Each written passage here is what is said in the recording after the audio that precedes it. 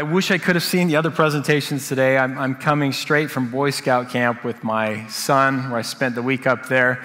This was me just a few hours ago. Actually, this was taken a couple days ago, but this is basically what I looked like just a few hours ago. Came in, got cleaned up, and I'm here now to enjoy the event and hopefully inspire you or provide something that you can take back and share with your team. I wasn't planning on saying this, but one of the best events I went to was in 2001, and Jeffrey Veen was speaking there. We just interviewed him for our podcast recently called Hired. Jeffrey Zeldman was speaking there, and they were talking about this thing called CSS, which was a new thing back then, and we came back from that event. Actually, it was another individual who was at an event like this one who came back and shared this concept of CSS with the team.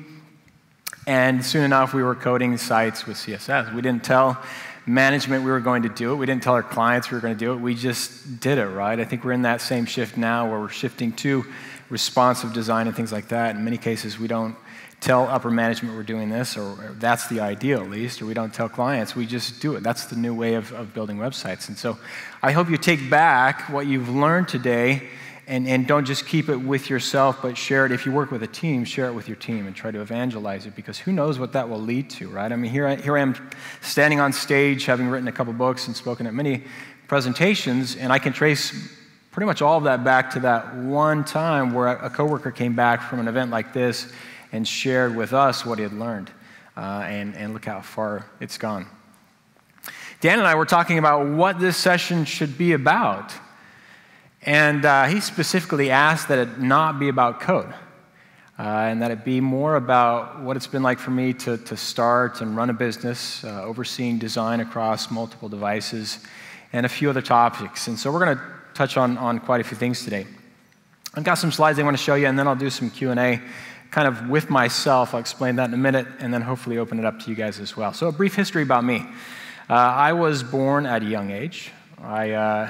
I grew a little bit older, and then I made a website. And that's the extent of my career to date. To maybe fill in some of the gaps along that path, when I was growing up, there was only one thing I wanted to be growing up, more than anything else, and I wanted to be a stuntman. That was my one dream in life, to throw myself off buildings and crash cars and things like that. What's the sign for stuntman? Is there a sign for stuntman? Is it like throwing person or something like that? An explanation. So that's all I wanted to do in life. And back then, we didn't have access to the internet. And so I spent my days after school going over to the school library, searching and pouring through books to learn how to become a stuntman. I've told many people today, if the internet was around back then, I would probably be a stuntman today, because that was what I wanted to do. And imagine the resources, of course, you could find now for doing that kind of thing. I met a real-life stuntman just a few weeks ago. His name is Nick Dimitri. He starred in The Fugitive, Die Hard. He was in some of my favorite shows growing up, like A-Team, Dukes of Hazzard, MacGyver, Knight Rider, and so on and so forth. And that was a real pleasure to be able to meet him. So I got into college, and at that point in my life, I'd kind of grown out of being a stuntman, realized that it just was not going to happen. So I went off to college and wanted to be a film score composer. I grew up playing drums. This is my kit, and I loved music, and so I wanted to be able to compose scores for film. I love film scores. I can rattle off a ton of composers that compose today. And that was my dream in life, to do this kind of thing, right? To be able to compose soundtracks. And I remember practicing with my percussion teacher one day at college. And I was challenged in being able to read and write music.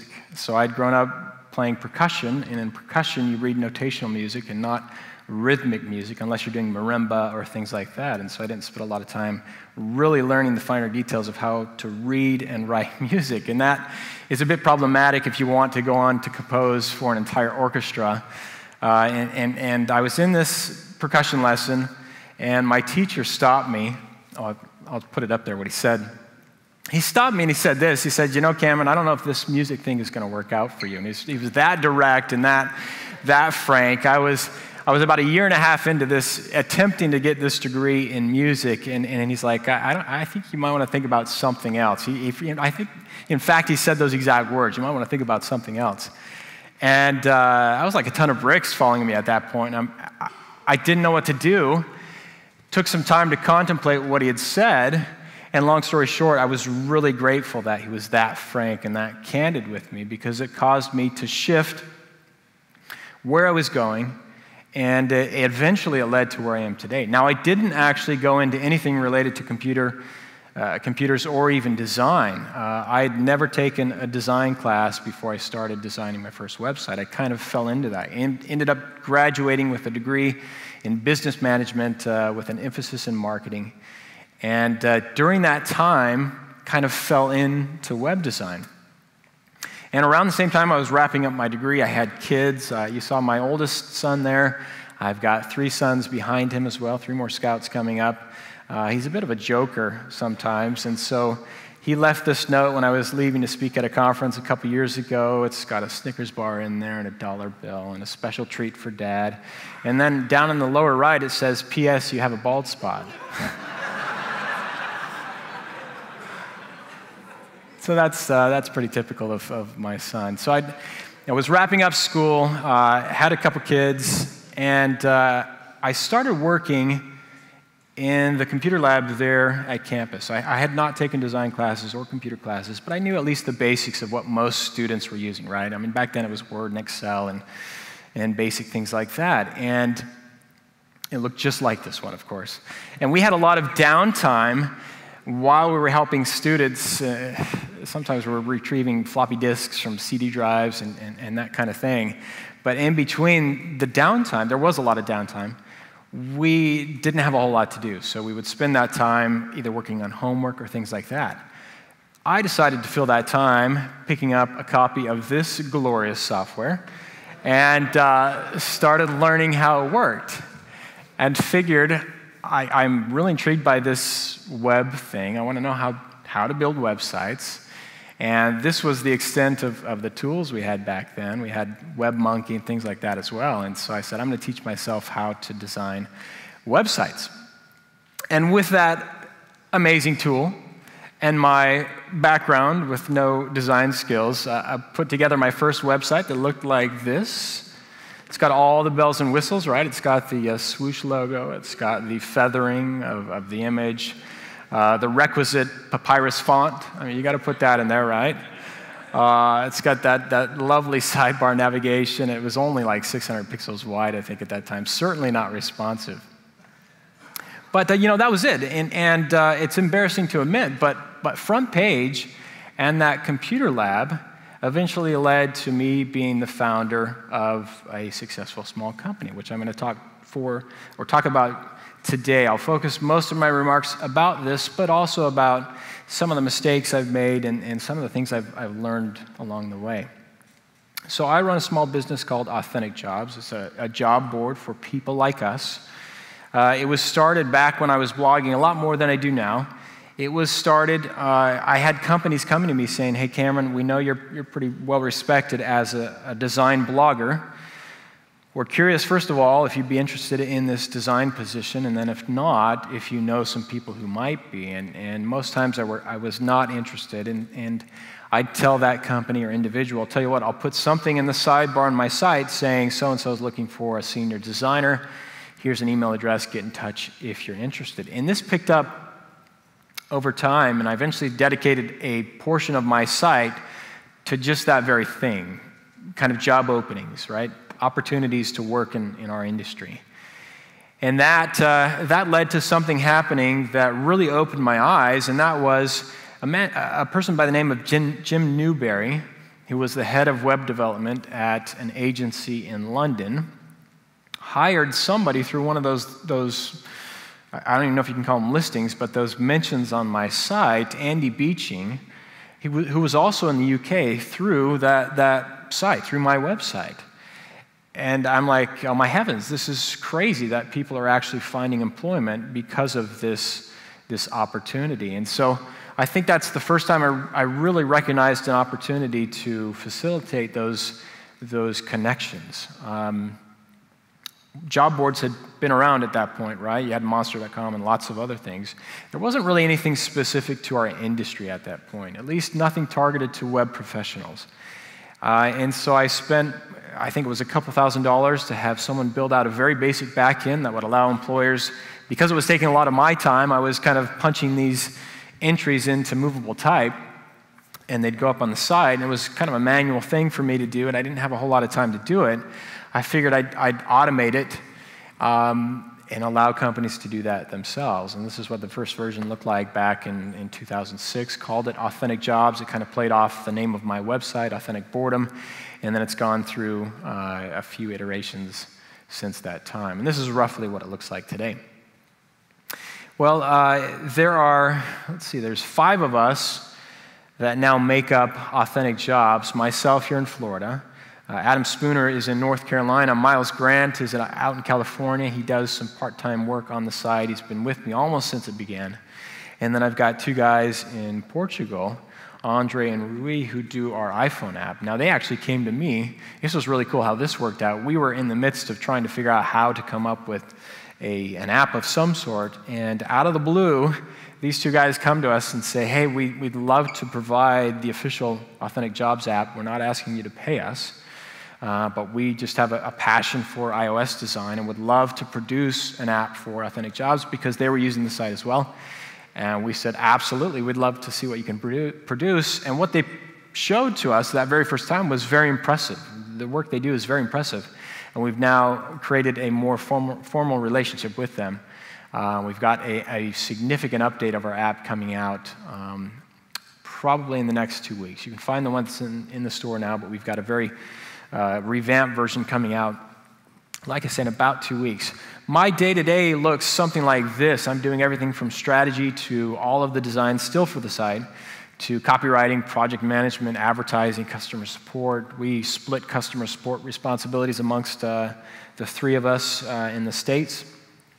Speaking, of course, payroll, everything else that goes along with running a business. And I don't presume to know it all, and I don't think my experience is necessarily any better than yours. But what I do want to share with you is maybe some questions that have been asked over the years, maybe some of the more common questions, some questions that I think people should ask me but haven't yet. And then I'd like to open it up to you, depending on how much time we have, to ask questions as well. And maybe if we do that towards the end, I brought a poster with me. Some of you know that I design letterpress posters on the side, as if I don't have enough to do. Thank you. Who was that? Awesome. Thank you. In the front row. Do you get the poster? We'll see. That might be the way to do it, right? So I design buildings with type. I've done 2 so far. I'm working on a 3rd. This is the Colosseum in Rome. If you visited the Colosseum, this is the front facade where you go in and you see the signage up there. This is what the finished piece looks like. I don't know. I've never counted. I'm guessing there's about 10,000 characters in there. So they look like this. And I'll leave this on stage. We will give this away to someone, but I'll leave it on stage. You can come look at it. They're kind of neat to look at in person. This is print number 869 of 1,000. So only about 130 of these left. I've got another one coming out probably this fall, and I haven't yet told anyone which building it's going to be. So look for that soon. So as we have time for questions at the end, maybe we'll find a way to give that away. So what I'm going to do is actually quite different than anything I've ever done before. I've been speaking since 2005, I think, and I don't think I've ever done this. I have written out questions on a 3x5 note card, a series of questions that I'm going to ask myself as if I'm interviewing myself, and through that share experiences from running Authentic Jobs, from the career I've been able to create at this point. I've been working in this industry for about 14 years. How many of you have been working for that long or longer? Okay, so a few of us out there, wonderful. Again, it's very, I don't know what the right word is, but it's hard to stand on stage sometimes and talk about my experiences and the things I'm learning because I don't presume to be any better than you are. And sometimes wonder what I've done that qualifies me to even stand here on stage. And I think many of you would have even better things to say. I love this event in that tomorrow we have that very opportunity, right? Where some of you will have an opportunity to present on stage. Dan, I've never been here to the second day. Is that how it works out? Yeah, so what a great opportunity for us to learn from each other. In fact, I might ask, as I'm talking about some of these questions, I might open it up to all of us to answer these questions, because I don't think they're unique to me, and you'll see what I mean by that. Number one, this is the question that I've been asked more than any other in my career, and I think it's because people know I'm very busy. I run that Authentic Jobs and then work on these things on the side, have 4 kids, and so on and so forth. This is the question I've been asked more than anything else. How do you balance everything? How do you make it all work? I don't. That's the answer I give nowadays. I don't try balancing things anymore. Instead, I prioritize. So I set my priorities, and I know what my long-term priorities are, and I then figure out how to navigate through that and work with those priorities. If I were to answer that question, though, how do you balance everything, I would probably turn it back to you by saying, what kind of balance are you talking about? Are you talking about balance as in keeping everything level? Or are you talking about balance maybe like you'd see in nature, right? Where everything works together harmoniously. That's my ideal. If I had to answer your question about balance, it would be that. I really try to make things be harmonious rather than having everything somehow be magically balanced and level out. So for me personally, for example, my family is top priority.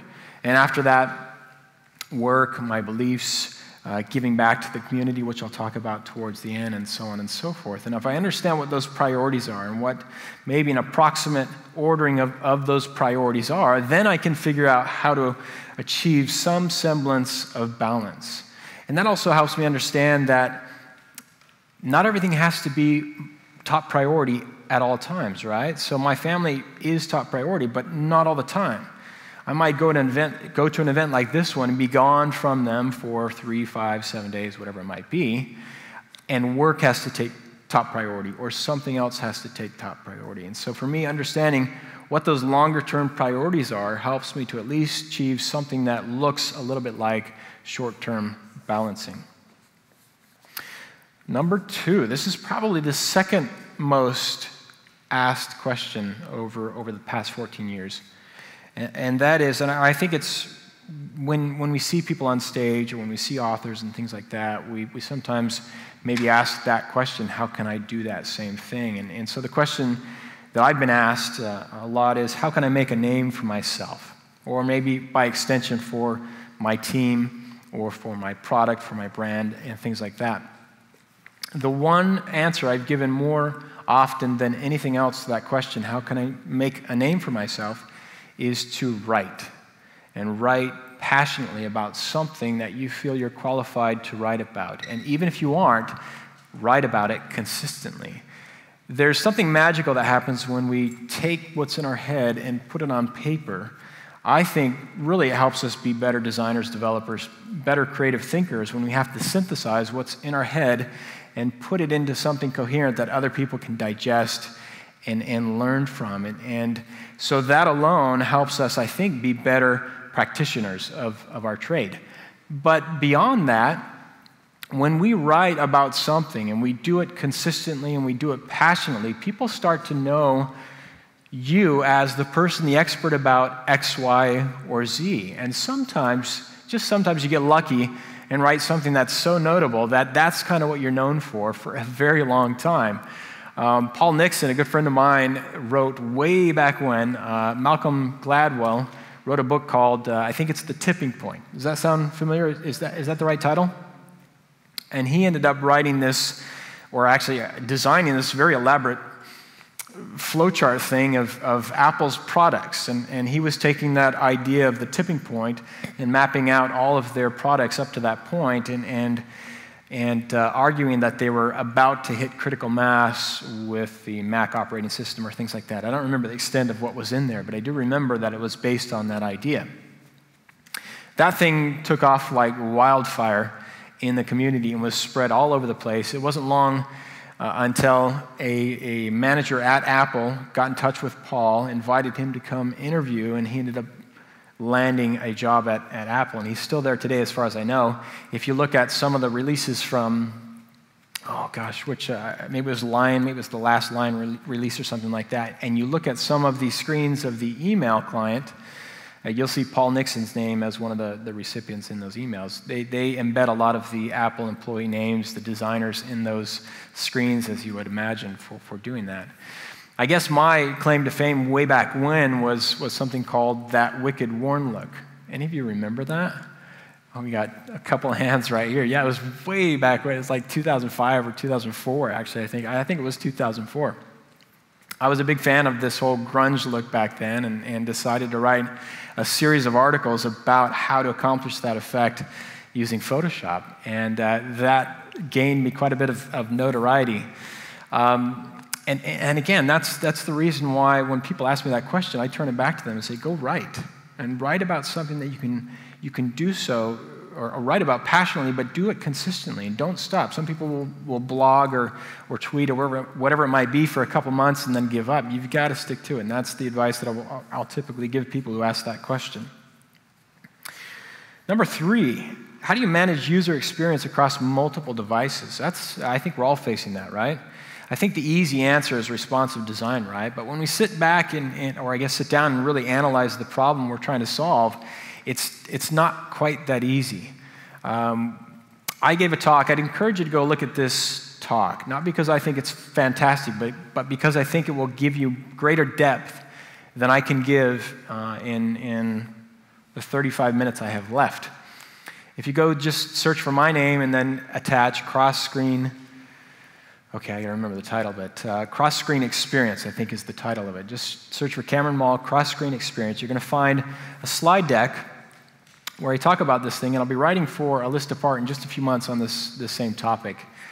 And I argue that what we're really facing right now is this cross-screen experience that goes beyond responsive design and really looks at how do we tackle user experience when our users might add an item to their cart using their phone during the train commute to work, and then they might finish that transaction on their desktop computer at work. How do you make that flow from device to device? Or better yet, it was intentional to call it cross-screen experience and not cross-device experience, because it really is just another window, another screen into something. What happens if Apple does end up releasing an Apple Watch, as the rumors have been flying around? What happens now with Leap Motion, where our hands can be kind of the interface? What happens with Google Glass? All of these different devices, or better yet, again, screens, become yet another touch point for user experience. And more often, I wish I had all the stats to share with you. I don't. That's why I say go check out that presentation.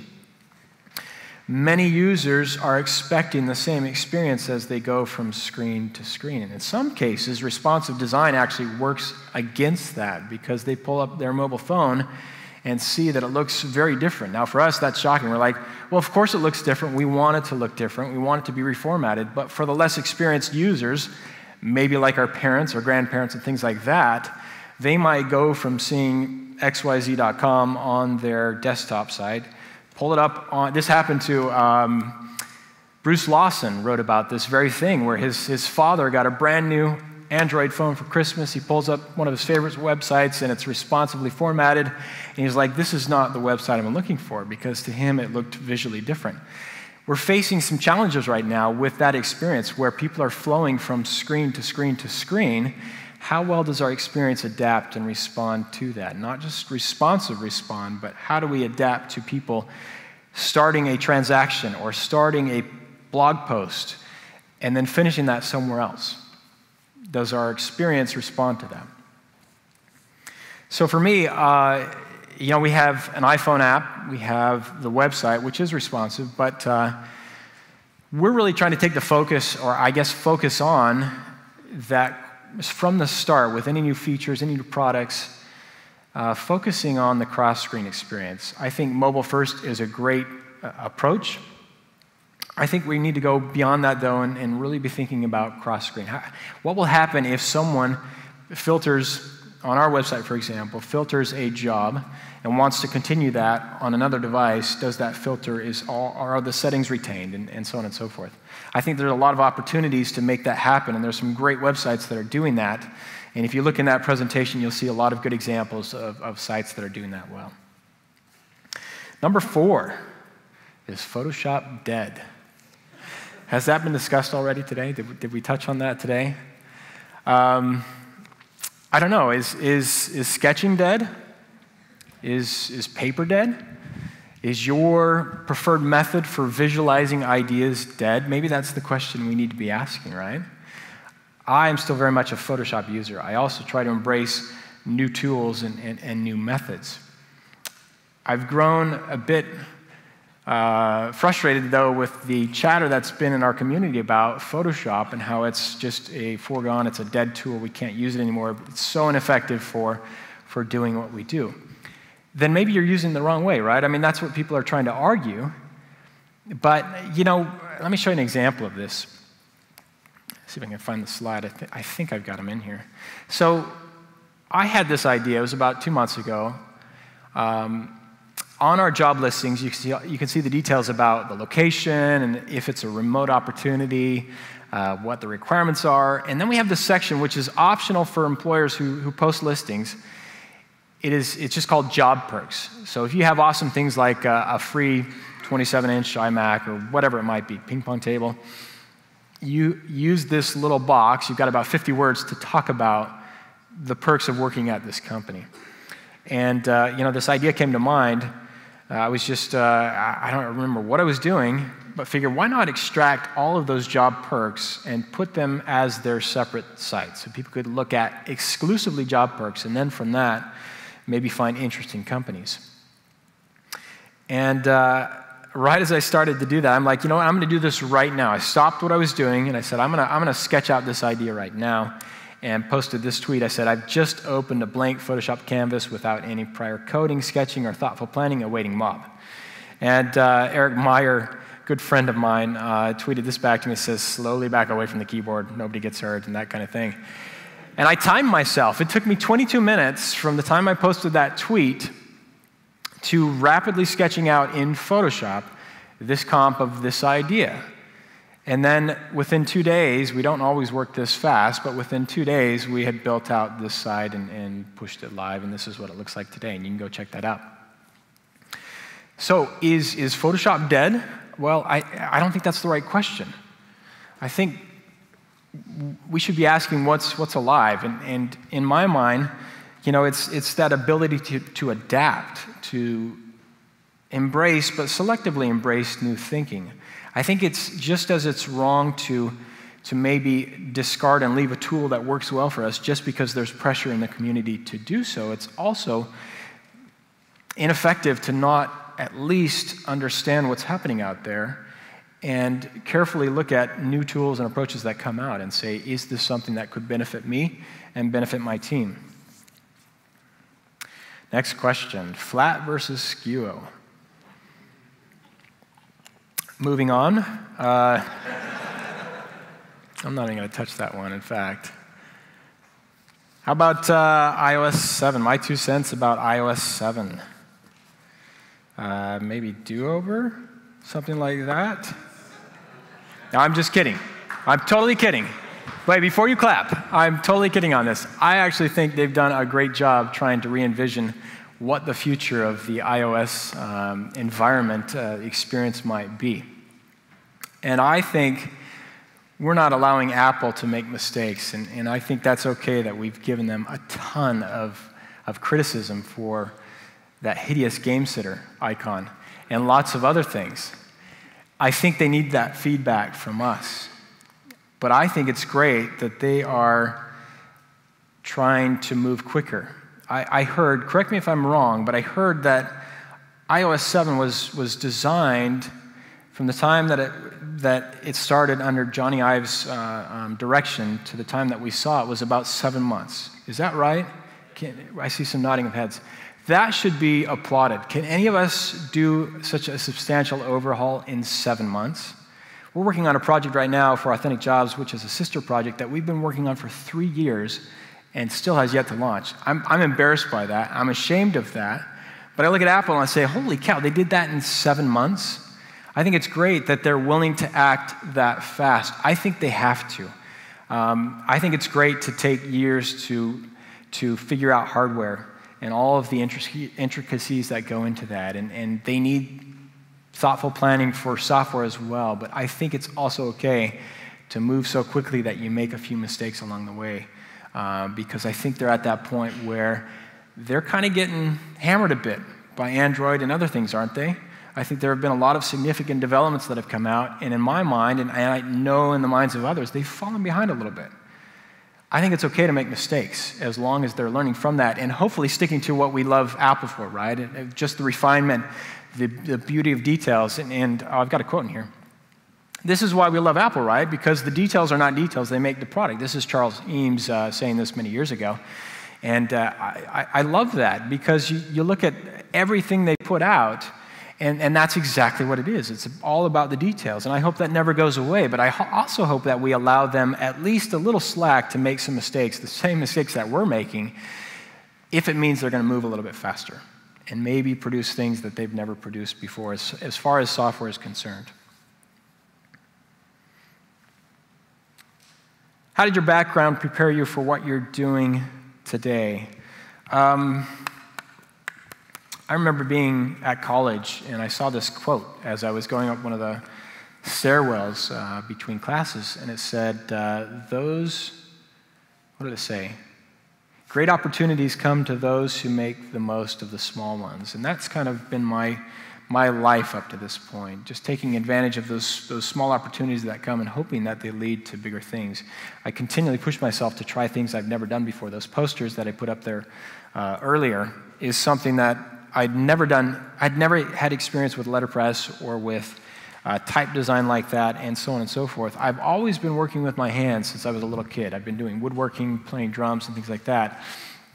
And so for me, it was natural to be able to create when it came time to fall into web design and design with just a different medium. It was no longer wood or music, it was now pixels, it was now vectors and things like that. What's the most significant mistake I've made in my career? Probably the one that I failed to learn anything from.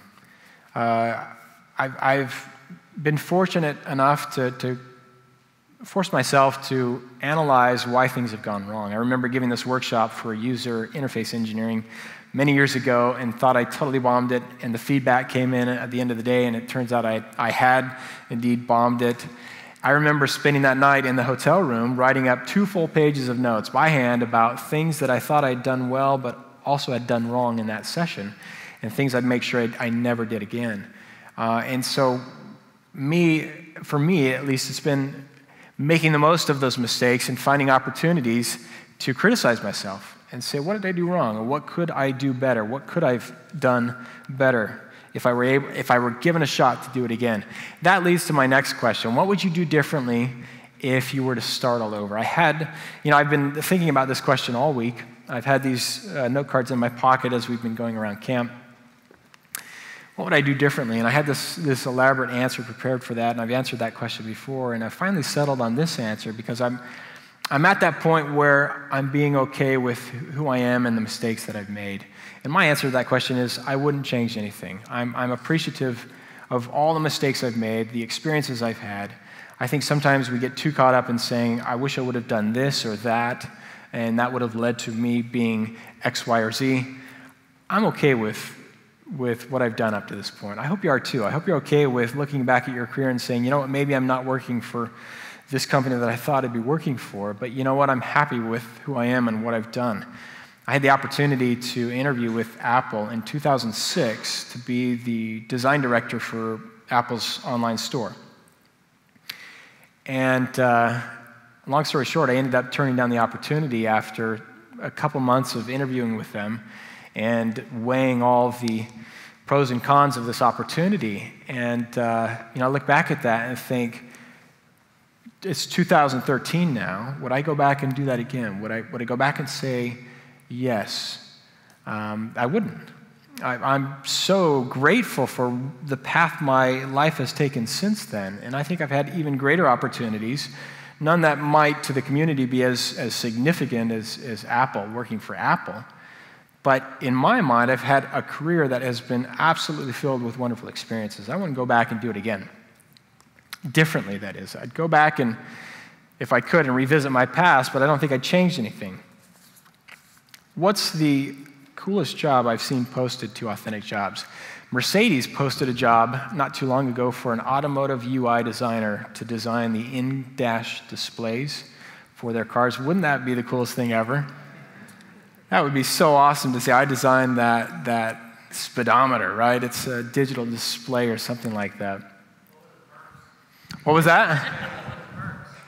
What were the perks? You know, I don't remember. That'd be pretty important, though, wouldn't it?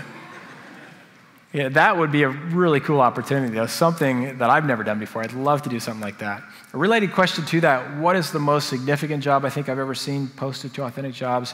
My answer for that is kind of corny, but it really is this. I think the most significant job is the one that's helped someone positively change their circumstances. And I've met some wonderful people as I've spoken at conferences. I met a few individuals. Actually, where's Ish? Where's Ish? Is he back there anywhere?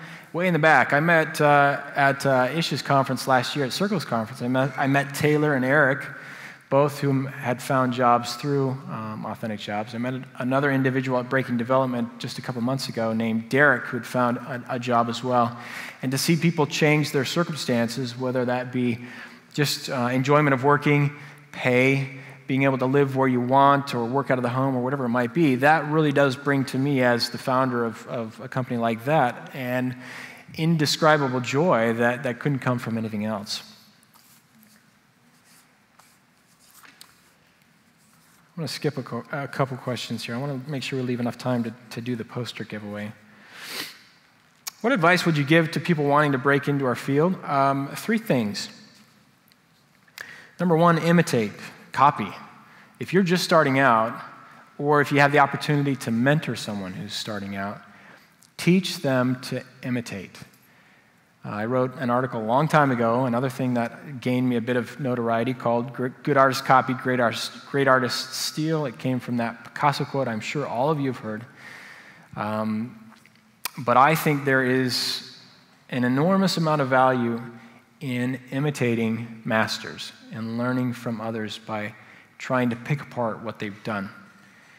And then as we develop our own style, our own voice, our own capabilities and skills, we can then integrate some uniqueness into that. But there's this great, I forget his name, but he's got some videos and talks out there called Everything is a Remix. Have you heard of this? He makes the argument that nothing is original, that everything is simply a remix of something else. And that's an ideal that I subscribe to as well. I've written and talked about this many times before, that it's very difficult to be original or authentic, if we can use that adjective, that we really do incorporate existing ideas and styles and so on and so forth into everything that we produce. And so the faster that we can learn how others have already done that before us, the faster we produce work that is even better than we've produced in previous projects and previous experiences and so on and so forth. Number 2, push yourself. If you have the opportunity to mentor someone who is just at the cusp of getting into this field, teach them to push themselves to try the impossible, to do things they don't think they can do. I have made a career out of doing things that I did not know how to do. Those posters, again, are a great example. No idea how to do letterpress or how to design with type. So I did what I just told you. I imitated the guy who had kind of started that, at least in my mind, the first time I'd seen that done. His name was Justin LaFontaine. He was working at Veer, and Veer had produced these 5x7 postcards, and they were designed with type. So they had one that was like an elephant, one that was like Big Ben in London. And I got in touch with him, and I said, Justin, I'd love to know how you do this. Can you teach me? And he gave me a few pointers. I thought it'd be cool if I would do something much bigger than 5x7. Those posters are 16x24. So up the ante a bit and push myself to try something that I thought was really impossible. But through that experience, learned what needed to be done to pull that off and how to accomplish it. And then number 3, I'm rushing a bit because we have only about 5 minutes left. Is that right, guys? Number 3, this is going to sound really weird, but take this to heart if you would, and that is understand and learn hierarchy. There is one principle that I think we fail to learn and discipline ourselves in more than anything else, and it's hierarchy. I don't have enough time to talk about why I say that and what exactly that is, but if you have an opportunity to understand and study hierarchy as it relates to user interface design or just design in general, please go do that. There are an abundant amount of resources out there. This is something that's been around for hundreds of years. So you'll find books and blogs and everything else, blog posts and everything else on it. But it's so fundamental to everything we do, the interfaces and experiences that we design, that I think we overlook just how important that one principle really is. Dan, how much time do we have left? About 5 minutes. I'm going to stop here for just a second.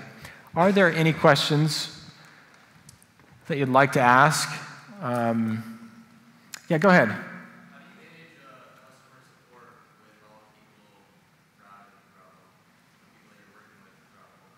So how do we manage customer support with 3 guys spread around North America? Is that your question? Yeah, so Adam and I work full-time on the site. He's in North Carolina. I'm in Florida. We largely split it between the 2 of us. And in the event like this past week where I was gone at scout camp, Adam broke his wrist at a conference just 2 weeks ago, his right hand no less. He's got a metal plate in there now. It's in a complete cast, so he can't really use that right now. Miles is filling in. But our customer support approach is very simple. We do everything through email, and that's intentional. And we've got a phone number that routes into Skype, and we have that number ring both of our offices, so it rings my office as well as Adam's office, and so whoever picks it up first is the one who gets it. We actually we don't stick to it religiously, but we try to do it where he's got Monday, Wednesday, and Friday on support, and I've got Tuesdays and Thursdays. So he'll take phone calls and emails those days, and I'll take them the other days, and that's merely to not break up our days so much, meaning to stop what you're doing to answer the phone or to answer an email really throws a wrench in your day, and so that helps smooth things out. We're trying to get to the point, I think we're about there, in fact. When I get back after this event, our next hire is likely going to be someone for customer support.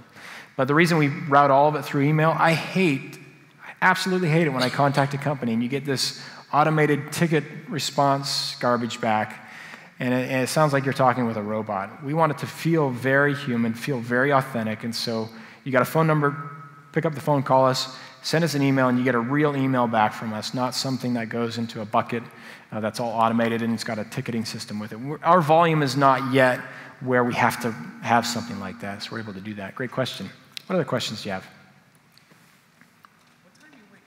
What time do I wake up? I wake up usually around 5:30, go to bed around midnight. So that's my usual schedule. You work from home, correct? I work from home, yep. No. Go ahead, ask your question. I'll come back to that. When you do, how do you balance that work life and that family life? So how do I balance work life and family life when I'm working from home? Yeah. Going back to my first answer, I don't. When I left freelancing, so I freelanced the first time back from 2006 to 2007, and I did it at home, and it worked out okay. And then I left, and I went to work for the LDS Church in Salt Lake City, Utah, and did that for about 3 years.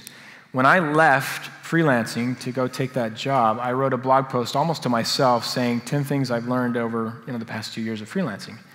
And one of the things I put in there was I'll never go back to working for myself again if I don't get an office space outside the home, because I don't have that physical divide between work and home life.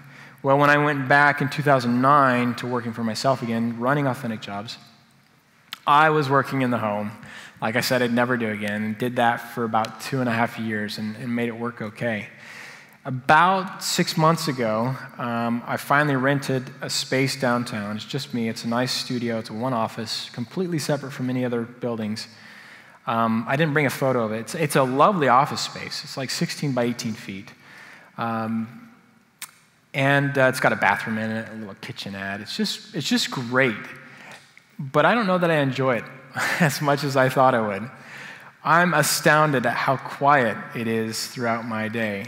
I think having gone we were homeschooling our kids up until just a couple months ago. So we had 4 kids in the home all day, and I'm trying to do Skype calls and got kids playing in the background, and they were doing trumpet and saxophone at the time as well. And it It was kind of hysterical at times, to be honest.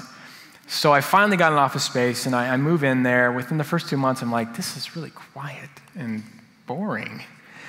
And I actually am understanding now how much I value those interruptions that come throughout the workday. So those of you who do work in a team, if you work in a team right now, I'm not saying that it won't work out for you, but if you're working in a team where maybe it's a bit noisy and you get interrupted during the day and you're thinking, if I just worked from home, it would be the best thing ever.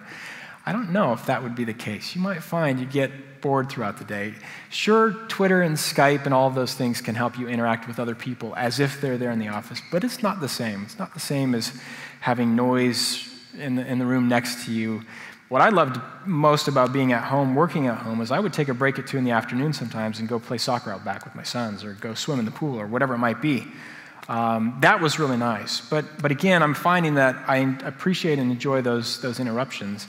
And there have been some studies, which there's another talk you can find. If you happen to find that cross-screen experiences slide deck, which is on Speaker Deck, there's another one on there called 9 Patterns Amongst Great User Experience Teams. And in there I talk about this very thing, and there have been some studies produced that examined noise in the workplace. And they actually found that for medium to highly creative individuals, like pretty much all of us here, a certain level of ambient noise can actually produce greater creativity because it causes certain parts of the brain to function that don't function in very quiet environments. I don't always subscribe to science like that, saying, well, they said that, so I've got to go do that.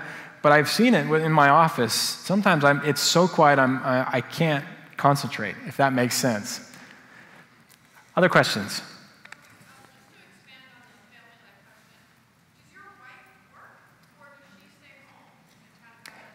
Does my wife work, or does she stay at home?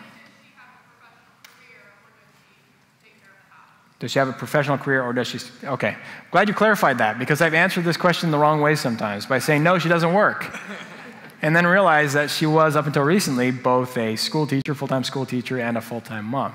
She does not work. She's at home full-time, but again, okay, I just said it, see? How many of you have children? Moms, just moms. How many of you have moms with children here? Yeah, okay, there we go. Yeah, so you know what that's like, and especially if you're working on top of that as well. She does not work professionally, as you said it, but she certainly has a full-time job inside the home. We have time for maybe just 2 more questions. Go ahead. How long did it take to do the poster? This one that I showed? I don't remember exactly, but about 240 hours. Let me answer that question, though, a different way. The actual design time was about 240 hours. That was not in one sitting. That was spread out over a few months. This poster that I'm working on now has taken about 2.5 years. Now, that hasn't been working on it full-time design. Only about 25% of that time has been actual design time. No, maybe 30%. The other 70% has been research.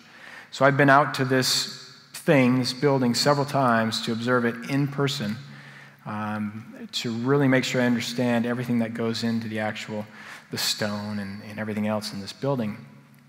And then I spent a ton of time studying type. I really want to make sure that the typefaces I use have some relationship to the architect, to the location, the time period, and so forth.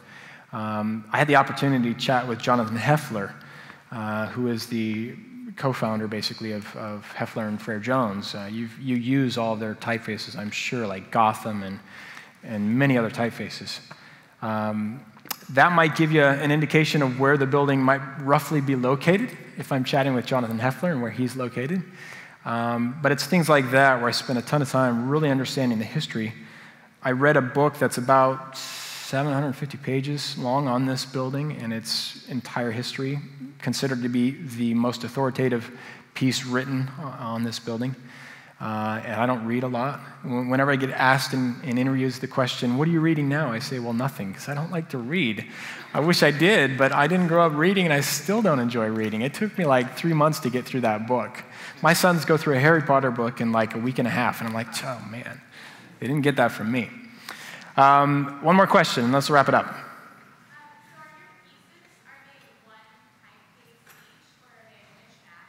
Yeah, several. Usually about 3 typefaces. Sometimes they're intentionally very different to be able to produce the different artifacts that are in that building, whether it be a column or a wire or an arch or things like that. It really helps.